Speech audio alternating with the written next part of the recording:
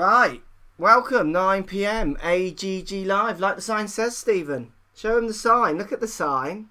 A new sign for the new set. How exciting. Was the green just a random choice, or Golf, is it Masters? green, all that kind of stuff, really, isn't it? So, I went to the Masters. yeah, that as well. Hence my flag. So we've got Stephen Buzzer with us tonight. What a treat. Hello, Stephen. Hello. Performance coach at the university.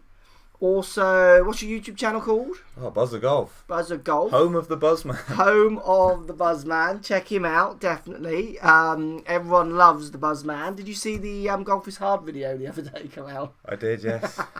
Number 2. There is a 3 and there probably is a 4, 5, 7. Yes. There's plenty more. What's worrying about it, I'm like, that's in a 3-hole span. Yeah. You could just pick another 3-hole span and just... and show it Never on. mind. So we've got the chat. Anyone who wants to know where the chat is, the people were asking me last time, we've got the chat which is connected to the, if you're on the YouTube page, I don't know if it's on the app, YouTube app, but if you're on the It's on the YouTube app as website, well. is it? So the chat runs down the side, people are in there, Melissa My Reed, Drive My Guru, we're talking, Give My Putts, we're talking Solheim Cup tonight. Solheim Cup. We've got special guest, LET Superstar, which we'll be calling any second. We've also got the prize winner of the Mizuno S5 wedge. Will be announced tonight as well. There, S5 60 degrees, brand new wrapper still on it. The winner will be announced tonight also. And we are talking, it's a jam-packed show, Steve. We're talking... Slicing with drivers, and this is, you can slice with any brand driver. I'm not picking that one up to see about driver you're using or you're slicing with. So we're talking slicing with drivers as well, which is quite it's a jam-packed show, isn't it? Yes. So should we get on to Solheim Cup? Yes. We're going to phone the special guest. This is a real honour to have this guest. It's a scoop. It's an absolute scoop for the show.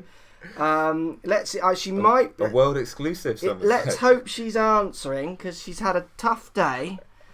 Let's see if we're going to connect. This is one of those classic live moments.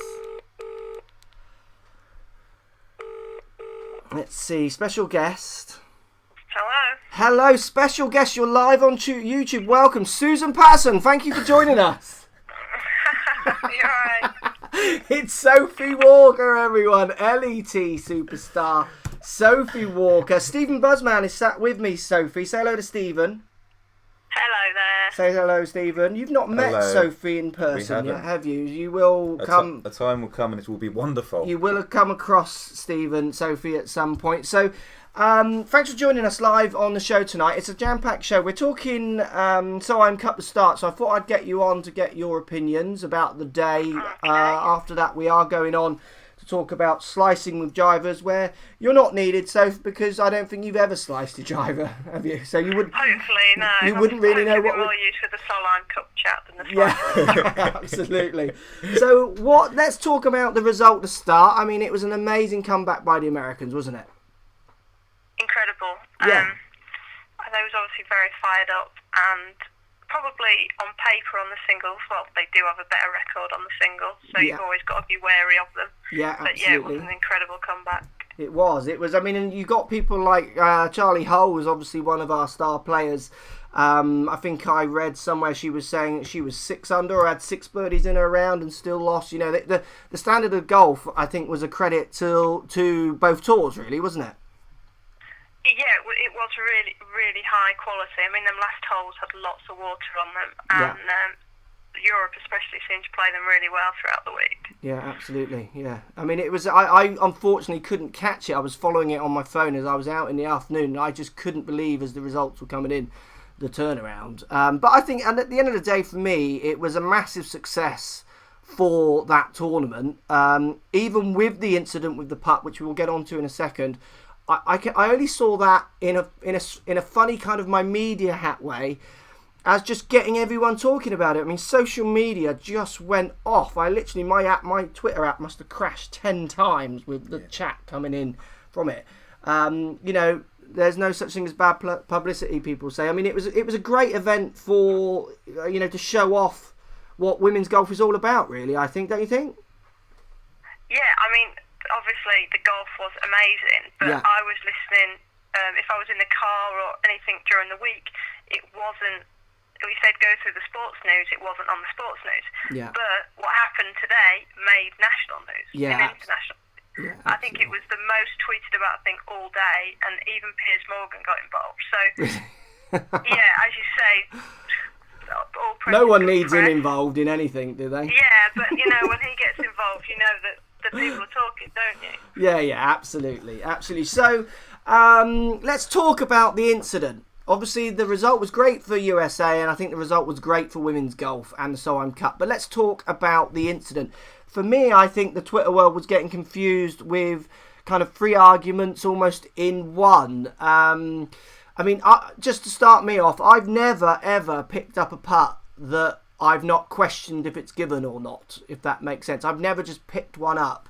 I've always asked. What are your thoughts on the incident? Yeah, I agree. However, us Brits are very used to match play. I agree. We grow up playing it, and the Americans don't.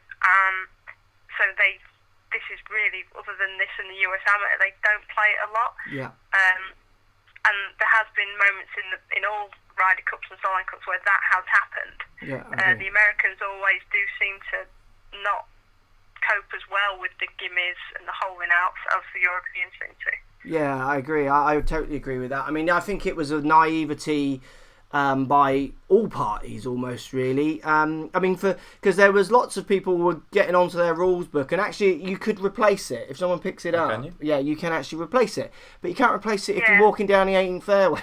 No. Again, No. it shows their naivety. If they weren't No. happy with the situation, surely you just talk it out and then get your rules guy in. because I think it's match play, isn't it? Once you tee off on the next hole, that's done. Unless you've said, I don't know the rule, and I'd like to see like a referee. Yeah. But if as soon as you hit that tee shot, effectively that's you've agreed to what you've agreed to. Yeah, absolutely. I mean, it was a shame. I think. I don't get so much involved in the argument of what it was. Was it unsporting? Was it intentionally trying to put people off? Did she pick it up out of naivety? I try not to get involved with those arguments so much. For me, it's just the fact that to pick a putt up that's not been clearly given is only a mistake, regardless of what anyone's intentions were. What do you reckon people's intentions were, Soph? There you go. You don't have to answer this live on YouTube if you don't want. Crikey, I can't get a word in edgeways.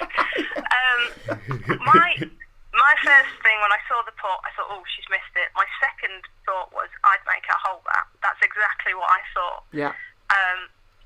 Viewing it when they walked off, like most people thought, oh, they've walked off, but that doesn't really mean anything. If they should look up and say, is that good? Totally and, agree. They pick it up. I don't think anyone's intentions was to be unsportsmanlike. I think being Scandinavian, Pettersson plays by the rules, and at the end of the day, it's happened to the Europeans before. Annika had to replay a chip back in Loch Lomond because apparently she played out of turn. I remember that. Yeah, I can remember that one. They made them count it out, didn't they? It wasn't even obvious.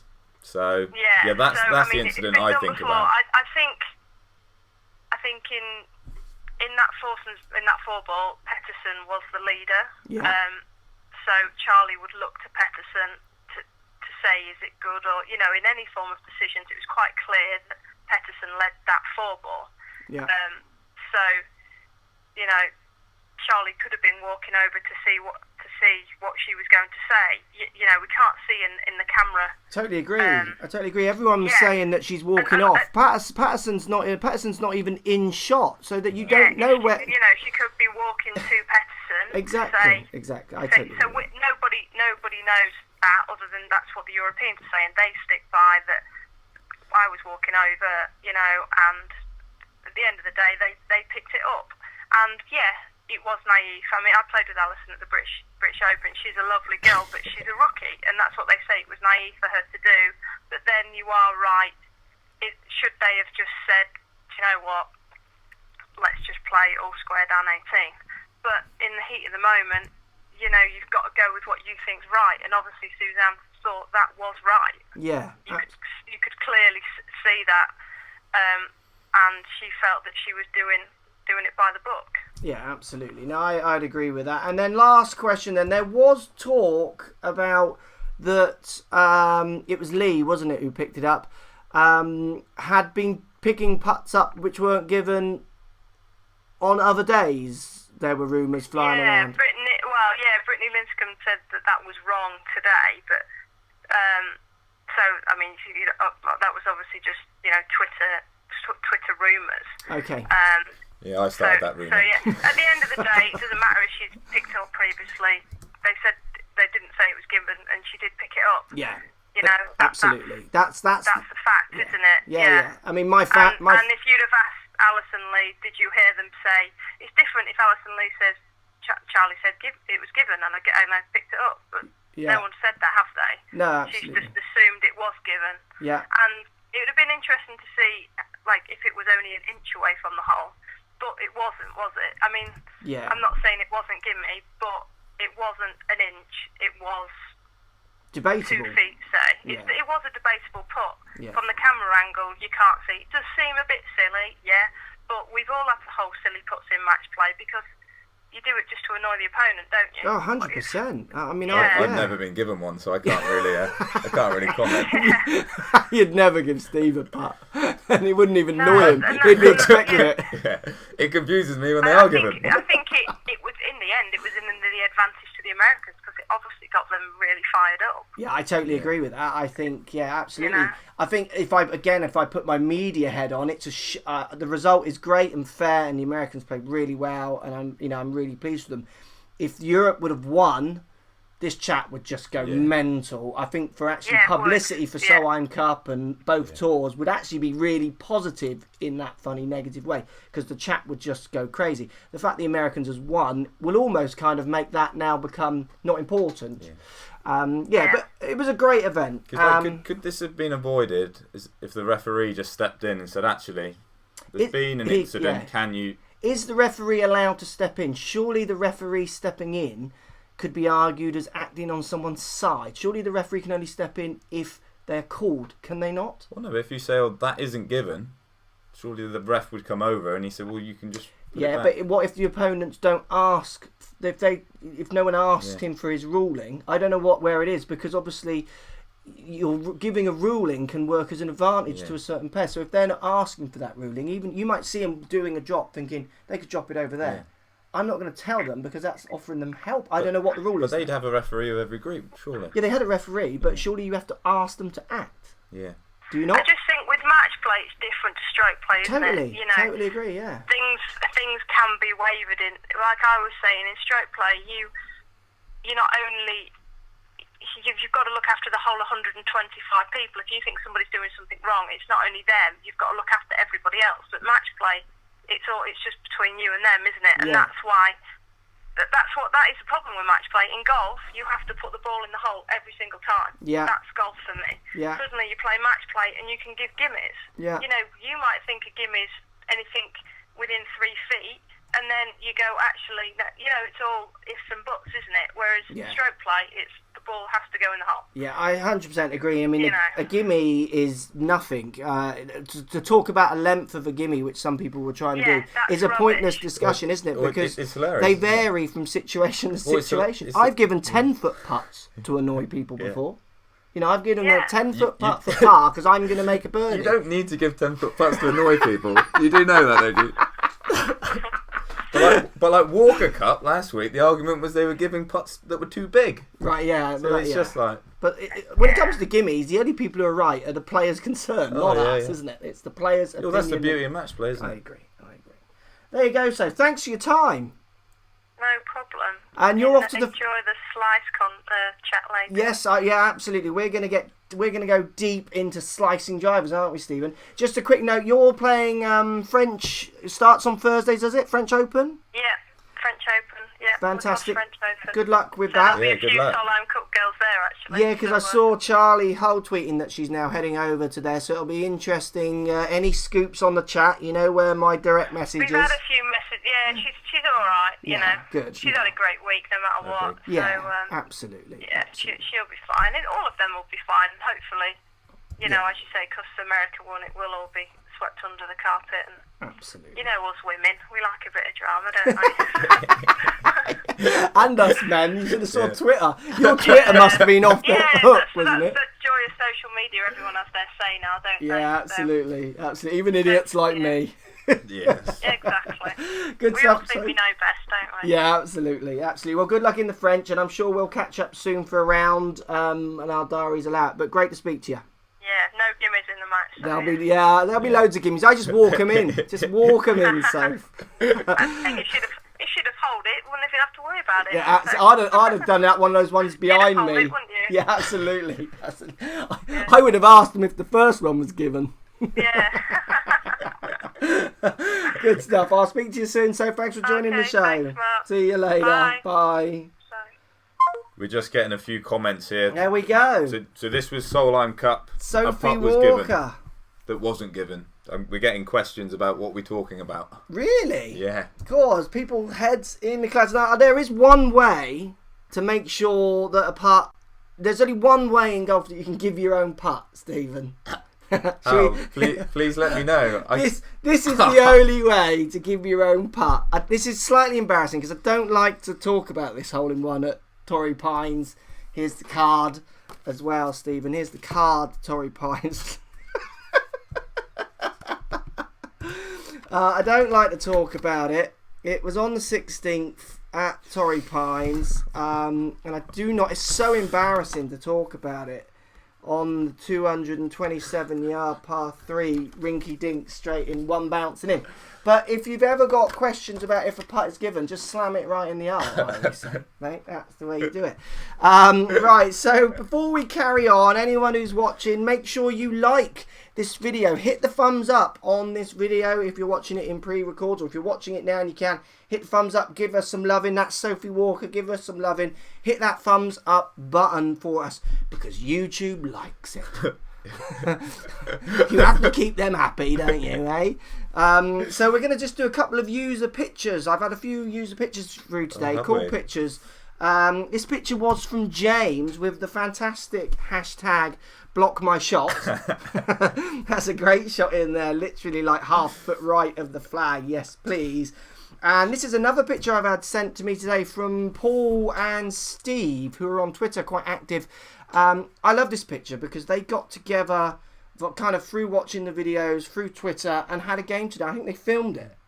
And this is them, I think, maybe on 18 after their game. So I love pictures like that. We're putting eHarmony out of business. It's just bringing people together, Steve. That's what I'm about. We need some music. I'm about bringing people together, mate. I should have brought my harp.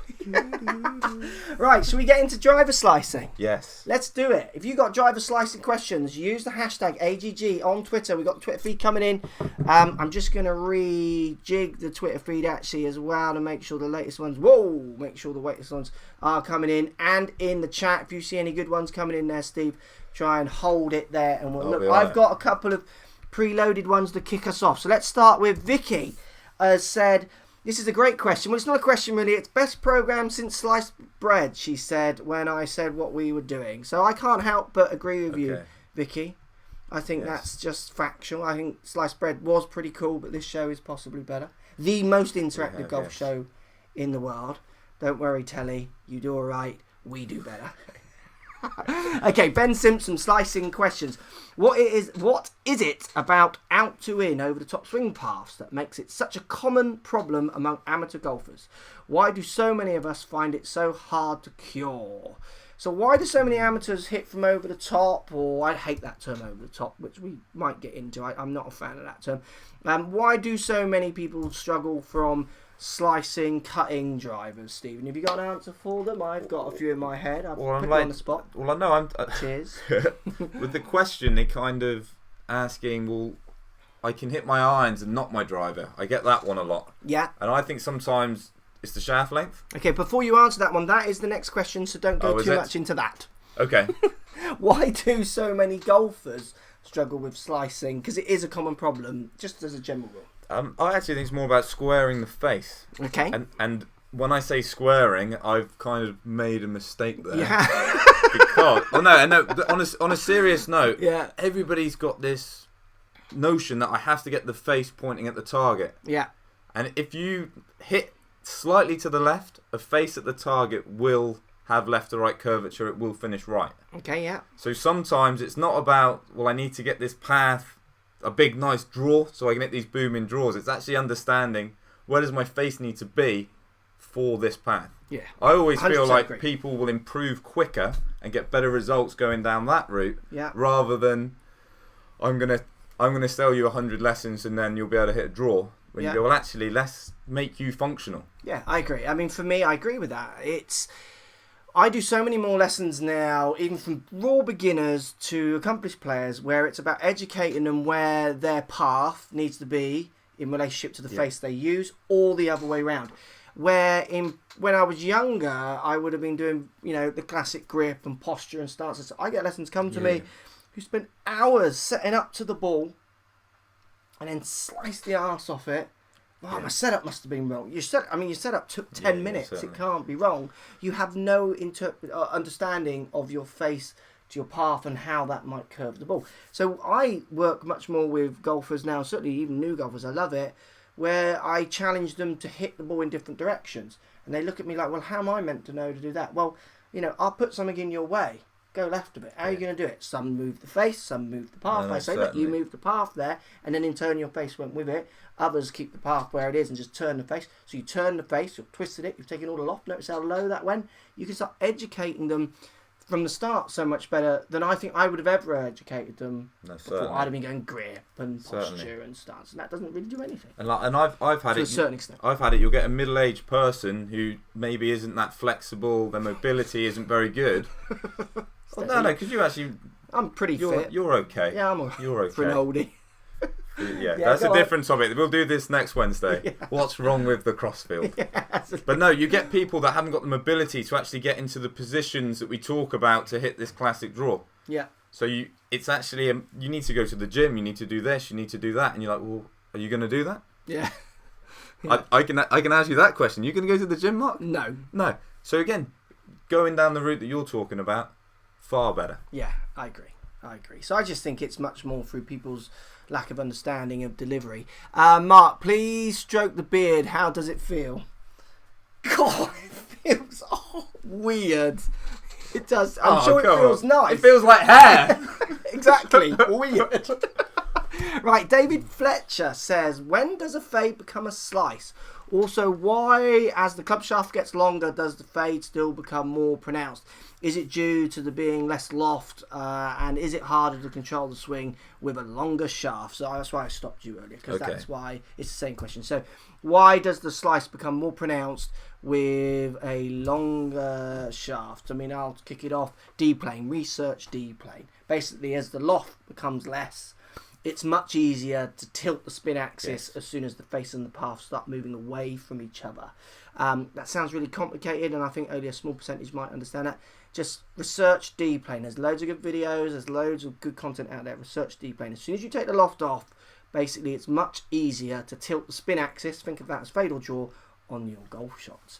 And then length of shaft, like you were going to say, I think makes it harder for people to control it as well. And again, just quickly going back to the D-plane, very confusing. Yeah. But let's go to the completely different end of your bag. Bunker shot, slice straight across it. Does the ball curve loads or does it go up? Yeah, exactly. Because there's loads of loft. Yeah. Even though you're going to be completely across, you're not going to see that curvature. Yeah. So you can have. So let's say we've got a robot. Yeah. And you say, well, I hit my 5-iron okay. And then you take those numbers, those ingredients, put it into a driver. You see a completely different result. You see this massive slice. Unfortunately, so the driver, it's a naughty individual. Do you mean it doesn't like to behave anyway? Yeah. Plus, what I see, unfortunately, is controlling the shaft usually makes the length of it. Yeah, and the swing floor tends to get worse. Yeah. What I like to do, and if you haven't done this, I would recommend doing it. If you actually just hold your driver and your wedge and just try and swing them, obviously slowly at the same time. Yeah. If you get about halfway down in the downswing, look at where each head is, and then go, well, if I'm way over here, with the wedge I can kind of save it. Yeah. With the driver, there's no saving that. I have to go further out in order to it. Causes massive problems. Okay, yeah. Okay, so if we go on to the next question, I mean, so D-plane is the real key answer there, and I think length of shaft as it gets faster, because it's spinning faster is harder, isn't it? We're going to do Ross's question in the chat there in a second. Well, I've got one here from Woody. It's not a question, really, more of a statement. I think it's quite a good statement. He's just basically saying, I don't know if he's joking or not, I loves my slice. But it's an interesting point. I get a lot of golfers come for lessons who want to kill their slice. And sometimes it's better for them to work with it. Yes. You get them hitting draws, but it looks so hard work and so unfunctional. So as in, you get the desired shape, but they just can't hit target with it. Where I actually think you're hitting target with your fade or your slice. You might calm it down a bit. Why don't we play with that? Montgomery won a lot of Order of Merits hitting a fade and is winning majors as a senior, hitting a cut. Nicholas, best player of all time on record, hit a cut, hit a fade. Yeah. Well, he actually hit push fade. Yeah. So he's like the total, use what you've got. Don't worry about, well, I'm meant to have the face at the target and I'm meant to do this. Yeah. I see as well, when you try and get a slicer to draw it, you're just asking them to double cross. So you might hear that you'll hear it on the PGA coverage on the TV quite a bit. A player tries to hit one shot, double crosses it, and it's disastrous because basically it does the complete opposite. So like you're standing up trying to send it to the right to hit this big booming draw. Yeah. You get it starting right. You can add the rest in the chat because it's a horrible thing to say. Absolutely. So we got Ross Callingham. Does a ball spin, slice, hook, draw, fade more with more loft? So that's an interesting question, kind of a mixed up one. Do you understand why I've asked? That's quite a common one. So a ball would spin more as a general rule with a more lofted club. That doesn't mean it's going to spin more offline though. Yes. Harder to tilt the spin axis, which is basically the draw and the fade. Think of a plane. So tilt in the wings would make it bank to the right, tilt in the wings to the left would make it bank to the left. So when you hit your shots, it spins on one axis just backwards. But if that axis is slightly tilted, that's where you're getting your curvature. Harder to get the tilted spin axis with more lofted club. They spin more backwards, but that doesn't mean they're going to go offline more. They're separate movements. No, certainly. And it's quite a common misconception because people have that one with balls. I don't want to use the more spinny ball because it'll spin offline more. Well, it won't. If you spin it at 10,000 revs or 1,000 revs, if the spin axis is the same, they'll go the same curvature. And it was about 2-3 years ago, wasn't it? Everybody, or not everybody, but a lot of people just got launch monitors and they hated the term backspin and side spin. So they said there's no such thing. And that is correct. So obviously, it's a combination between the two creates the tilt. But basically, with the more loft, it's easier to put that backspin component on. And that overrides your ability to put the side on. Yeah, absolutely. I mean, if you talk to when I talk to lots of the tech guys building the clubs, they actually use the term side spin. Yeah. They're not afraid to use it, but they know what they're on about. Yes. Another good question here on Twitter. I think I've got it up. Yeah. It's more of a statement again. Golfing Jamie. I always slice when I swing too hard. For me, it tends to be that simple. Not simple to fix, however. What do you think of that statement? Because that statement, I think, is a really interesting one, and I get that one in lessons a lot, and I challenge it. I had a perfect... Hard to challenge it on Twitter, but really easy to challenge it when you've got their delivery. I had a perfect lesson. Lesson came in to see me Friday. He said, I'm not hitting it far enough with the driver. It's not going anywhere. But my mates have told me I'm swinging it too fast. Yeah, I like that one. But I get seniors who come in and say, am I swinging it too fast? You're swinging your driver about 65 miles an hour, so no. And it was such a productive lesson because what was actually happening is it's usually about sequencing, and when something's completely out of sequence, it looks extremely fast because it looks awkward. Yeah. So again, it's Ernie Els. You go, oh, it's so smooth. He's swinging that club pretty fast. Yeah, absolutely. For me as well, with people who say they're swinging so fast, they make it that simplistic because they don't know actually what the answer is. And people don't like to play golf without an answer. They want an answer. And in golf coaching, simplistic answers are lapped up. People love them. They might not be right, but they just love a simplest, get to this position, get to that one. It's worked for years and it still works now. And I see lots of content produced which is just so simplistic. Golf, I always say to my students, is as simple as you make it. Yeah. And not. Yeah, I've had it with... You're making it this complicated. Yeah. I've had it with female golfers and senior golfers where by swinging it really slow, you don't have the chance to get any curvature. Yeah. So they'll come in and say, I hit it straight, I hit it like an arrow, but then when you actually give them a few components to get some speed in there, and they go, oh, you've made me hook it. And you're like, I haven't. Yeah. Well, I might have, but...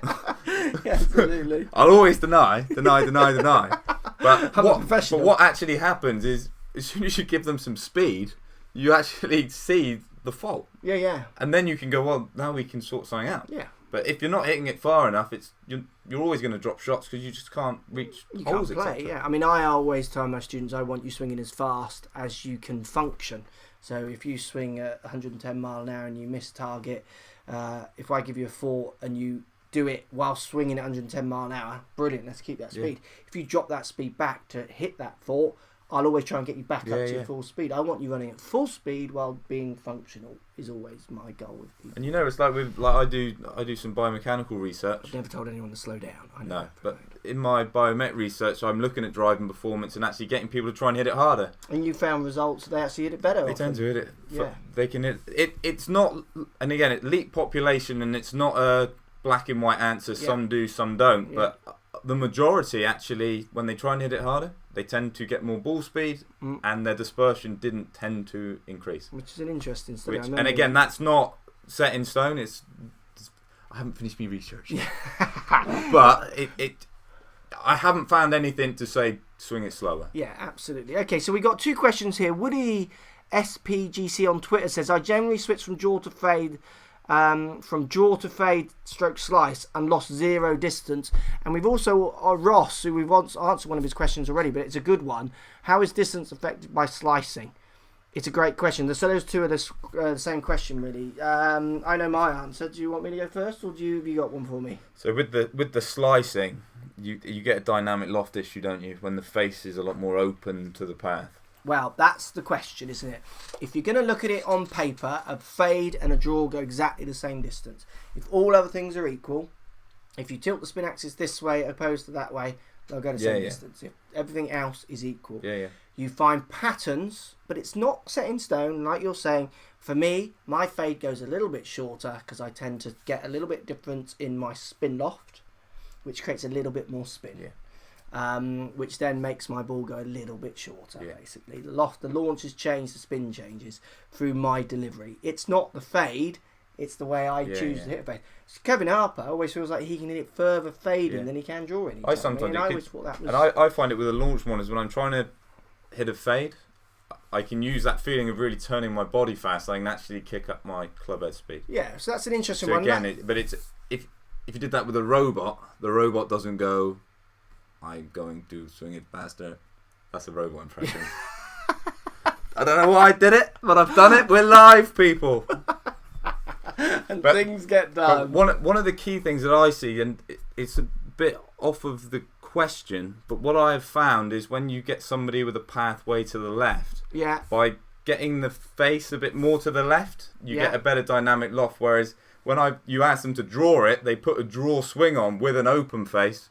So they get that high loopy one out to the right. So although the draw should in theory go further, you actually end up costing them distance trying to achieve the draw. Yeah, absolutely. So it's much more, it's specific to the player, isn't it? As we'll say. I like this question here. I've stopped it here for you. Where is it? Rob8787. Can you read that one out? I'm going to look for another question here. Rob8787. Or you moved it. Oh, I've lost. Here you go. I'll find him again. It wasn't a question, more of a statement. There he is. Look, Rob8787. Usually saying ignore Twitter. Ignore the Twitters, Mark. YouTube is where it's at. Yo, right. So here's a good one. Gone Postal UK. AGG. #AGG. Missed out the live bit. To cure my blockies, I feel if I rotate the shaft to open the club face, the ball goes dead straight. Not quite sure how he gets there, but often I think the most important thing with that statement, and I get it in lessons, is what people say or what they feel often doesn't make sense, even though it might make sense. So they're trying to interpret an idea or feeling, and they mix it up. So what's he saying? He's saying that if he turns the face open, which I can only presume... What, in the backswing? I don't know. I see it in the backswing a lot but it actually gives So I them... presume he means turning it around the axis of the Yeah. shaft this way, which actually is adding loft more than opening and closing, but lots of people feel that as open. But I presume he's saying that way. But I see it a lot. You know, when somebody has the ultimate strong grip, Yeah. but then as it's so strong, your body actually almost fights against the face being so closed. Okay. It then opens it up. Yeah. So you can almost get that reverse effect. So I have it, I don't know if you do it in your lessons, somebody's hitting it out to the right Yeah. with a really strong grip. You weaken the grip, but it actually then gives them the opportunity to square the face. Yeah, or use the face slightly differently. So it gives them, it stops you fighting that strong grip, Yeah. and you end up hitting it straighter. Yeah. Did any of that make sense? Yeah, it does. Yeah, there it was does. a lot of stuttering in No, there. it does. I mean, I find as well with grips is such a common fix for videos and people's ideas when it comes to slicing. I can see people slice with strong grips, weak grips. Oh yeah, certainly. I can see people hook with weak grips, strong grips. I don't see patterns like we thought there were patterns with grips when you start measuring people. Oh yeah, definitely. I mean, if you think about it, if you've got what you call a strong grip, so say hands turn to the right of the club, right-handed golfer, that will have a tendency to make the club face point more left of, say, 0 line. Well, if the face is pointing left as you hit the ball, if you want to function, you're going to cut it, aren't you? Yeah, You yeah. might as well get the path going more left of it.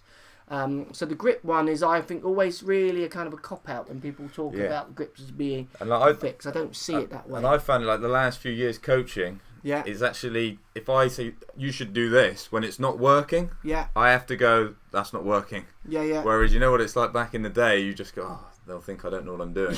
But it's actually because people react to things differently, and if you use like, oh, I'll open up my manual and this always works, Yeah. and then people do things, they just confuse us. They do. Unpredictable, these golfers. They do. Rick Pal on Twitter says, is it as much about not understanding face to path rather than not being able to line them in a functional way? So is it as much about not understanding face to path rather than not being able to align them in a functional way? It's kind of both, because if you were to ask some of the world's best players, how do you align your face to your path in a way to hit a functional shot?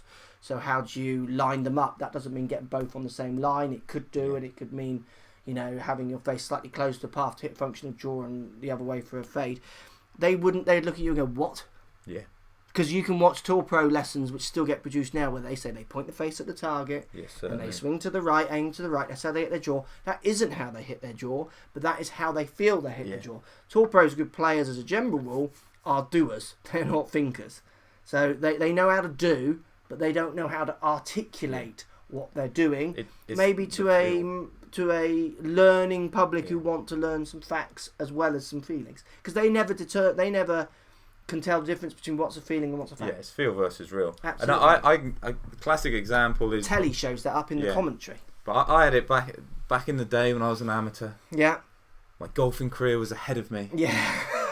But I used to hit a draw, and I said to my coach at the time, I like to feel like I'm really turning my body hard. And he said, oh no, that should be a fade rather than a draw.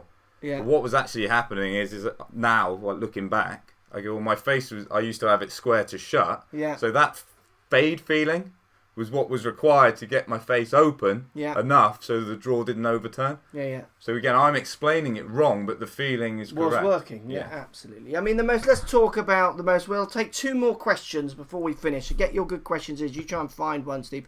I'm just going to show people, in my mind, so the most common causes of slices with any club, drivers or fades.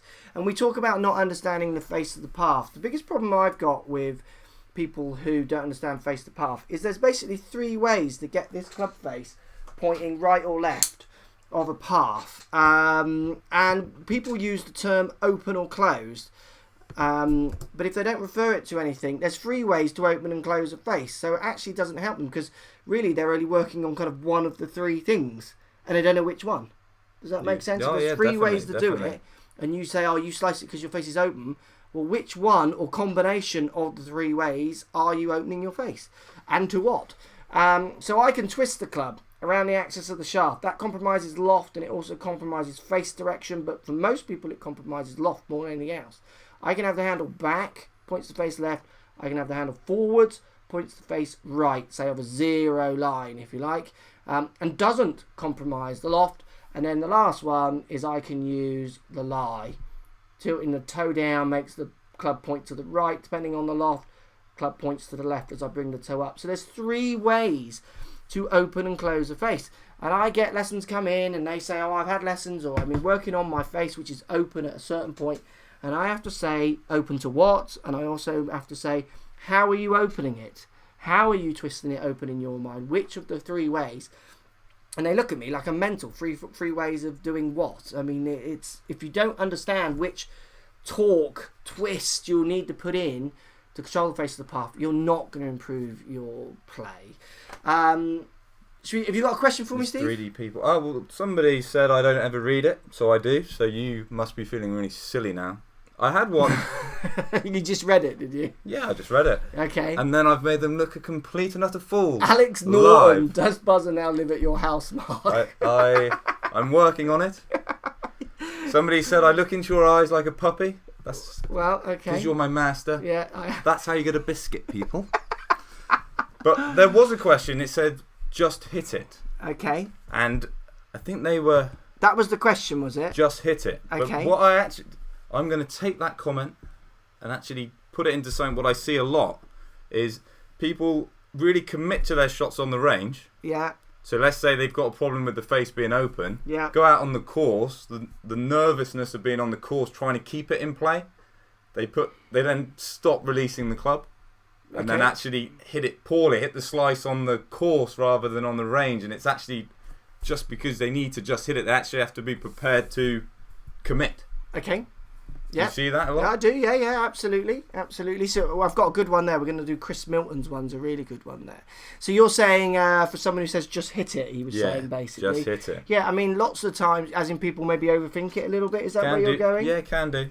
Okay. And it's actually, you get a really great feeling on the range. Yeah. Go out and actually judge yourself on trying to recreate that feeling rather than going, there's a bush and there's a tree and so commit to there's a Lockie out on the right, I don't want to hit him. And looking for his ball again. Okay, I go with that one. So we're going to last question of the night from Chris Milton. How much does weight shift in the golf swing affect club path? Weight forward, then back, i.e. reverse pivot, more likely to slice or pull left? Chris, it's a good question. Pressure shift is the fashionable way of calling it now, more than weight. But that's a different kind of night. That's a different set of videos. I actually work with people massively. I use my body track mat on getting their pressures in certain places at certain times to move path in ways where they don't even have to think about moving path. So think about like where the club's coming. And then you get the comments, and anyone who watches my live lessons, you'll always hear people say, I've tried hitting draws for years. I've had lessons. I've tried that. You've done that in 15 minutes. If you measure and focus on the right twists around the axis of the shaft, those 3 ways of opening and closing the face I'm talking about, and then you have some weapons to help people control those talks, you can change them really easily. My love of coaching doesn't kind of go that way, which it does for lots of people. Mine just keeps going up because the more I learn, the more I'm just fixing people so quickly and in ways where I just think, I can see this guy's been trying to do this for ages. He's getting it so wrong. If I just say this, he'll start hitting draws. And he'll look at me like, "Wow, how did you do that?" And it's interesting. So yes, pressure shift, moving your weight across or back, massive. It's interesting with pressure as well. Is when if somebody's got a certain pattern and then you're working on posture, you might be trying to actually move your starting point into a position that actually makes you worse. Yeah. So you go, I need to look exactly. I had a lesson, and he came back a few weeks. He goes, I like what you've been working on, Steve, but I was watching Lee Westwood play, and he sets up to it differently. So I need to set up like him. And you're like, but all of those components that you've just added, add to the slice. Add to the slice. I think his hands are a bit too far away, and you're like, well, moving it in here, that's why I haven't. It's not that I didn't notice. It's like you've just randomly changed things. And the thing is with pressure, launch monitors as well, I suppose, is you're not just changing things for change's sake. It's quantified change, which is the biggest reason I use it, and that's why I did the video on.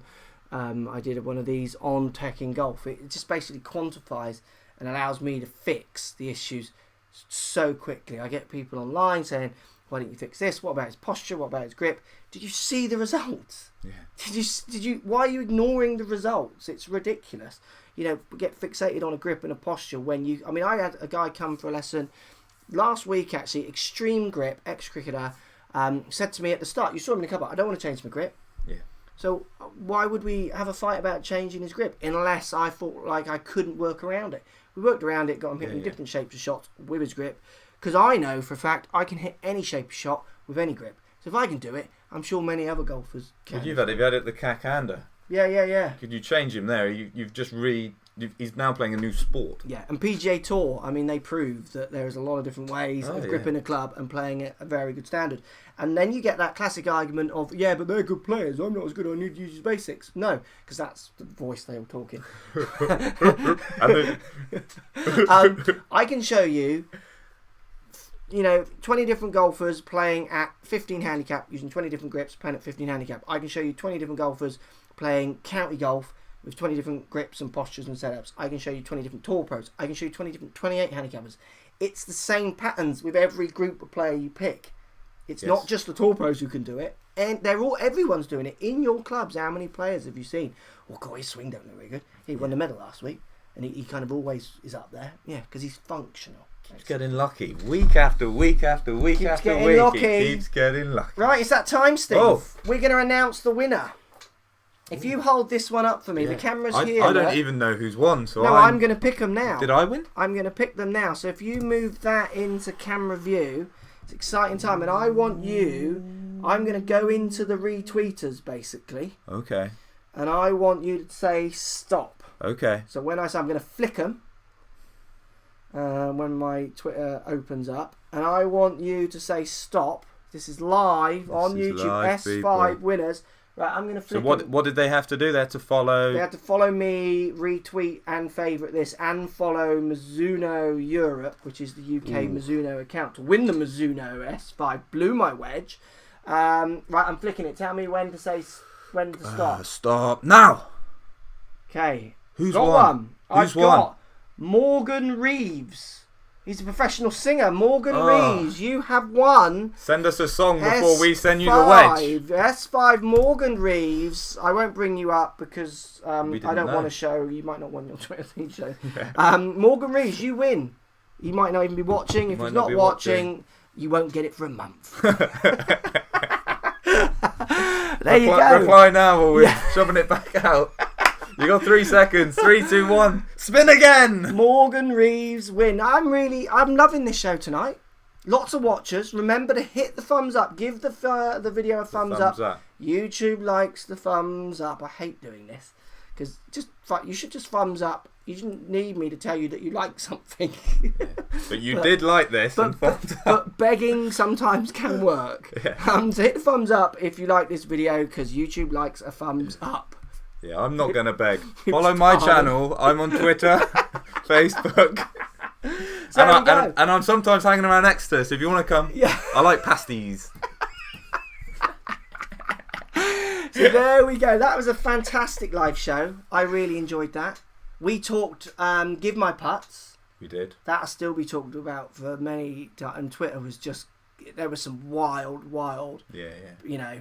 Like she won't ever play in America again, and it was just like, where are you getting this from? On the customs list? Yeah. Have you brought any food in? No. The give my putt custom list. And the slicing drivers, we've kind of scratched the surface a bit there for people, hopefully, and the chat room was going great, and as always, Twitter was brilliant. Thanks for your time, Stephen. Thank you. Thank you for the fantastic Sophie Walker. Good luck to Sophie in France. Follow her if it's on telly, and Soph Walks, I think, is at Soph Walks Twitter handle. Give her a follow. She's a good, fun gal to follow. Thanks for watching. Thank you for presenting. Hope you all enjoyed it. Thanks for coming. Plenty more live shows on the way. With plenty more things. Got a special show on Tuesday night around some interesting product that's coming out, which I won't say any more, but Tuesday night, and I've got special guests lined up, hopefully. If you like, you'll tell us. We need 1 million likes in 5 seconds, and he'll let you... Or just wait till Tuesday. Thumbs up the video. Like my AGG Live news sign. As always, thanks for watching. Thank you for coming, Stephen, and we'll see you all very soon. Thanks for watching, guys.